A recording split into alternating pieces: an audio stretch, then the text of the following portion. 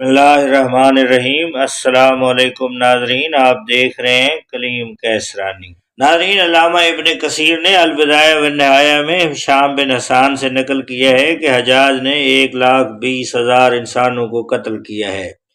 اس کی جیل خانوں میں ایک ایک دن میں 80,000 قیدی بیک وقت رہے ہیں، جن میں 30,000 عورتیں ہوتی تھیں۔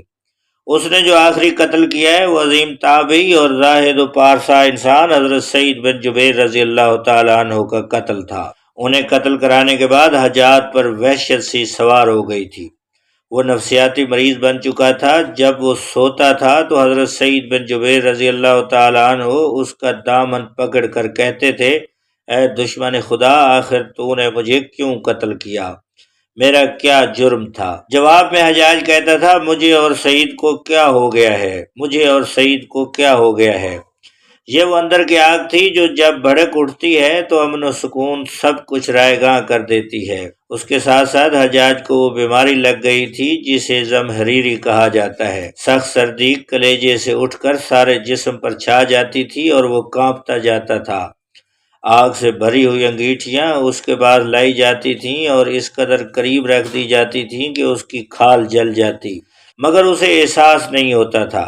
حکیموں کو بلایا تو انہوں نے بتایا کہ پیٹ میں کینسر ہے۔ ایک طبیب نے گوشت کا ٹکڑا لیا اور اسے دھاگے کے ساتھ باندھ کر حجاج کے حلق میں اتار دیا۔ تھوڑی دیر کے بعد دھاگے کو کھینچا تو اس گوشت کے ٹکڑے کے ساتھ بہت سارے کیڑے لپٹے ہوئے تھے۔ حجاج جب مادی تدبیروں سے مایوس ہو گیا تو اس نے حضرت حسن بصری کو بلوایا اور ان سے دعا کی درخواست کی۔ وہ آئے اور حجاج کی حالت دیکھ کر رو پڑے اور فرمانے لگے، میں نے تجھے منع کیا تھا کہ نیک بندوں کے ساتھ چھیڑ چھاڑ نہ کرنا، انہیں تنگ نہ کرنا، ان پر ظلم نہ کرنا، مگر تو باز نہ آیا۔ آج حجاج باعث عبرت بنا ہوا تھا۔ وہ اندر سے بھی جل رہا تھا اور باہر سے بھی جل رہا تھا۔ وہ اندر سے ٹوٹ پھوٹ چکا تھا۔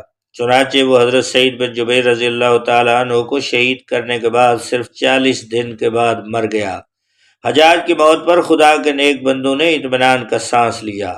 حضرت ابراہیم نخعی رحمۃ اللہ علیہ نے حجاج کی موت کی خبر سنی تو خوشی سے رو پڑے۔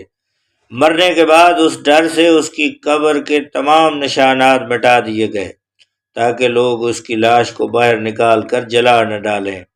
ناظرین، اللہ تعالیٰ نے حجاج کو دنیا میں عبرت کا نشان بنا دیا۔